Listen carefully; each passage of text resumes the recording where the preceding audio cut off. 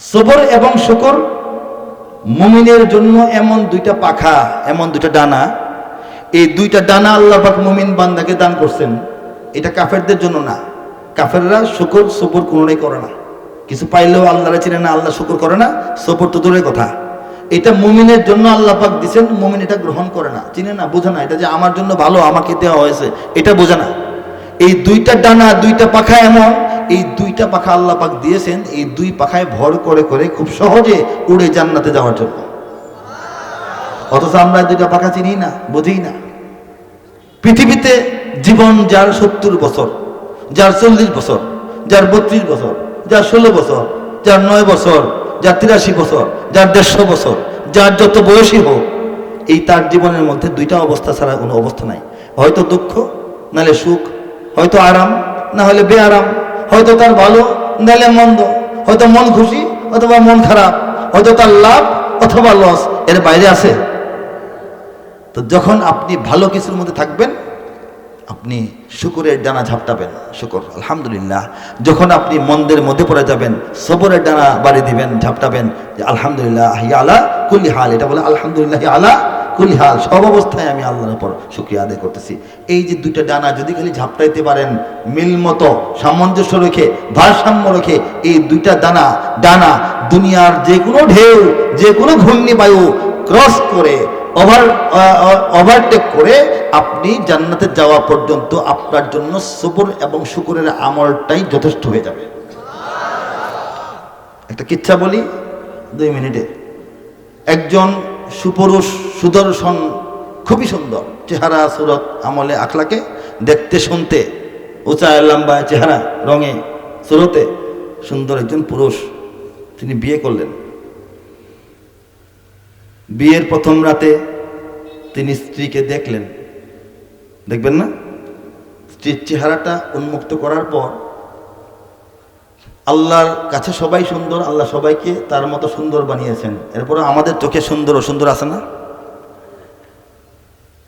আমাদের এটা অযোগ্যতা। যাই হোক, বাহ্যিকভাবে তার স্ত্রীর চেহারা এত অসুন্দর, এত কুৎসিত যে মন ভেঙে যাওয়ার মতো। স্ত্রীর চেহারা দিকে তাকানোর পর, সে আগে দেখে নাই, কোনো কারণে না দেখে বিয়ে হয়েছে, এই লোকের চেহারাটা অন্ধকার হয়ে গেল। স্ত্রীর চেহারা দেখার পর সুন্দর মানুষটার চেহারাটা কি অন্ধকার হয়ে গেল। স্ত্রী তখন বলল যে আমি যে কি পরিমাণ অসুন্দর, কুৎসিত, এটা আমি নিজেও জানি। আপনি যে আমাকে দেখার পর কি ভয়াবহ অবস্থা আপনার মনে হয়েছে, এটাও আমি বুঝতেছি। এখন আমি দুইটা কথা বলবো। একটা কথা হইল, আপনি যদি মনে করেন আমাকে নিয়ে জীবন অতিক্রম করতে পারবেন না, সহ্য হবে না, সম্ভব হবে না, আপনি যদি আমাকে এটা সুন্দর করে বলে দেন, আমি মেনে নিব, আপনার জীবন থেকে আমি সরে যাব। আপনাকে পিড়াপিড়ি জোরাজোরি করব না, মামলা টামলা করব না, কোনো অশান্তি করব না, বদনামও করব না। বলেন সুবহানাল্লাহ। এটা আমার একটা প্রস্তাব। উনি বললেন দ্বিতীয় কথাটা কি, বলো শুনি। তখন স্ত্রী বললেন দ্বিতীয় আরেকটা অপশন আছে, সেটা হচ্ছে আমার মতো অসহ্য রকম অদ্ভুত, কুৎসিত, অসুন্দর এই স্ত্রীকে পেয়ে যদি আপনি সবর করেন, কি করেন, সবর করতে পারেন সারাটা জীবন, আর আপনার মতো এত সুন্দর, চাঁদের মতো সুন্দর, ফুলের মতো সুন্দর স্বামী পেয়ে আমি যদি ঠিক মতো শুকর করতে পারি সারা জীবন, তাহলে আমার শুকর আর আপনার সবর মিললা দুইজনে একসঙ্গে জান্নাতে যেতে পারবো। এটাও একটা সুরত, একটা প্রস্তাব। আপনার কাছে কোনটা ভালো লাগে চিন্তা করেন। লোকটা অনেক ভদ্র, লাজুক ভদ্র মানুষ। উনি সঙ্গে সঙ্গে সেকেন্ডের মধ্যে ওনার মধ্যে সিদ্ধান্ত চলে আসলো যে এত সুন্দর একটা কথা যে নারী আমাকে বলতে পারছে, সে আমার জীবনে সুন্দর। আর এই প্রস্তাবটাই আমার জন্য লাভজনক, আমি যদি আমার ভাগ্য হিসাবে মেনে নিই, সবর করি, তাকে এই অবস্থায় ভালোবাসা দিয়ে সারাটা জীবন পার করি, আমার সবর আর সে আমাকে নিয়ে শুকর করবে, এই সবর শুকরের ডানায় ভর করে স্বামী স্ত্রী জান্নাত চলে যাবে। এই সবর এবং শুকর আমাদের মধ্যে আছে না ইনশাআল্লাহ? এটা আরো বাড়াইতে হবে। আর কি করতে হবে? আরো বাড়াইতে হবে। যদি কোরআনের আয়াত নিয়ে 2 ঘন্টা কথা বলি, বয়ান হবে, হবে না? হাদিসের ব্যাখ্যা, বিশ্লেষণ, তাৎপর্য, প্রেক্ষাপট, প্রায়োগিক ক্ষেত্র, এগুলি নিয়ে আলাপ করলে 2 ঘন্টার একটা বয়ান হবে। শুধু সিরাতুন নবী সাল্লাল্লাহু আলাইহি ওয়াসাল্লামের উপর বয়ান করলে 2 ঘন্টার বয়ান একটা হবে। শুধু সাহাবায়ে কেরাম আজমাইনের জীবন দর্শন, জীবন আদর্শ নিয়ে কথা বললেও একটা পূর্ণাঙ্গ বয়ান হয়ে যাবে। যদি আউলিয়ায়ে কেরামের জীবন আলোচনা করি, একটা বয়ান হয়ে যাবে। কবর নিয়ে আলোচনা করলে, হাসর নিয়ে আলোচনা করলে, শুধু জান্নাতের নিয়ামত, জাহান্নামের বেদনা নিয়ে আলোচনা করলে আস্তে আস্তে সুন্দর বয়ান হয়ে যাবে। পিতা মাতার হক, সন্তানের হক, ভাই বোনদের হক, পাড়া প্রতিবেশী আত্মীয় স্বজনদের হক নিয়ে কথা বললে সুন্দর বয়ান হয়ে যাবে। ব্যবসায়ীদের জন্য ব্যবসার শরিয়া সম্মত নিয়ম পদ্ধতি আলোচনা করলে বয়ান হয়ে যাবে। মানুষের জীবনের দৈনন্দিন প্রয়োজনীয় জীবন ঘনিষ্ঠ কিছু মাসআলা মাসাইল কথা আলোচনা করলেও একটা পূর্ণাঙ্গ বয়ান হয়ে যাবে। ফিরাকে বাতিলা, যাদের বিশ্বাসের মধ্যে ঘাটতি আছে, যাদের আকীদা দুরুস্ত নয়, যারা ভণ্ড, যারা বিদআতি, তাদের ব্যাপারে যদি ব্যাখ্যা সহকারী কথা বলি, এটাও একটা আস্ত বয়ান হয়ে যাবে। কারণ বয়ানের সাবজেক্টের কোনো অভাব নাই, ঠিক কিনা বলেন? কিন্তু এই যে 20 কোটির মতো প্রায় মুসলমান ওয়ালা এই বাংলাদেশ জমিনটা, এই 20 কোটি মুসলমানকে সমস্ত রকমের বয়ান করার জন্য মাহফিলগুলি দরকার আছে না? মসজিদের জুমার মেম্বারগুলি দরকার আছে না? মাদ্রাসায় ওলামায়ে কেরাম তৈরি হওয়া দরকার আছে না? তাবলীগের মেহনত হওয়া দরকার আছে না? এই সমস্ত মেহনত, সমস্ত আয়োজন, সমস্ত কার্যকলাপ, সমস্ত কর্মতৎপরতা, মিশন চলার জন্য এই বাংলাদেশের জমিনটা স্বাধীন থাকা দরকার আছে না? আর এই জমিনকে স্বাধীন রাখার জন্য আমাদের অন্তরাত্মা, হৃদয় জুড়ে ইসলামকে স্থান দেওয়া দরকার আছে না নাই বলেন? একটার সঙ্গে একটা সম্পর্ক। বাংলাদেশকে যদি স্বাধীন না রাখেন, ইসলাম নিয়া, শরীয়ত নিয়া, ইমান নিয়া, জজবা নিয়া কোথায় যাবেন? আরাকানের মুসলমানরা যাওয়ার জায়গা পাচ্ছে না। সবই তো আছে, ইমান আছে, আমল আছে, সবই তো আছে, এলেমও আছে, কিন্তু একটা স্বাধীন ভূখণ্ড নাই বলে তারা আশ্রয় পাচ্ছে না।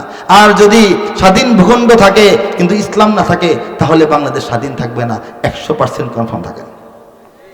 বাংলাদেশ যখন ইংরেজদের কাছ থেকে স্বাধীন হয়, তখন প্রথম একটা বিভাজন হয়েছিল। পুরা বঙ্গকে 2 ভাগ করা হয়েছিল, পশ্চিমবঙ্গ, পূর্ববঙ্গ। এটাকে বলা হয় বঙ্গভঙ্গ, ইতিহাসে ছাত্ররা বলতে পারবে। সেই বঙ্গকে ভঙ্গ করে 2টা বাংলাদেশ বা 2টা বাংলা বানানো হয়েছিল। এই পূর্ববঙ্গটা আলাদা হয়েছিল এখানে মুসলমানদের বসবাস হওয়ার কারণে। তাহলে কি এই ভূখণ্ডটা আলাদা হয়ে যে পাইলাম, এটা কি ইসলামের জন্য না? মুসলমানদের এলাকা হিসাবে পূর্ববঙ্গ আলাদা হয় নাই? আর মুসলমানদের এই পূর্ববঙ্গের জন্য একটা বিশ্ববিদ্যালয় স্থাপন করা দরকার, এই জন্য ঢাকা মুসলিম বিশ্ববিদ্যালয় স্থাপন হয়েছিল, যদিও মুসলিম শব্দটা পরে রাখা হয় নাই। কি মনে করেন? বাংলাদেশের হাইকোর্ট দেখছেন, সুপ্রিম কোর্ট দেখেছেন, বঙ্গভবন দেখেছেন, প্রধানমন্ত্রী থাকেন যে গণভবন দেখেছেন? যারা দেখেন নাই ইন্টারনেটে সার্চ দিয়ে দেখবেন, অন্যরা দেখাবেন, অনেকে দেখার কথা না। এই ভবনগুলির দেখলে মনে হয় বড় বড় মসজিদ। হাইকোর্টের ছবি তো প্রায় দেখেন, দেখলে মনে হয় না জাতীয় মসজিদ হবে এটা? হ্যাঁ, সুন্দর গম্বুজ, সুন্দর খিলান। কেন বাংলাদেশে এখন কি কোনো ভবন বানানো হয় মসজিদের মতো, সরকারি ভবন? ঢাকা বিশ্ববিদ্যালয়ের কার্জন হল, শহীদুল্লাহ হল যারা দেখেছো ছেলেরা, দেখবা মসজিদের মতো। কেন? প্রশ্ন জাগা দরকার না যে এরকম কেন হইল? অথচ ঢাকা বিশ্ববিদ্যালয় থেকে ইসলামের বিরুদ্ধে কথা বলা হয়, সেখানে নাস্তিকদের আখড়া, ছাত্ররা ইসলাম মানে না, বোঝে না, চিনে না, ঠিক কিনা?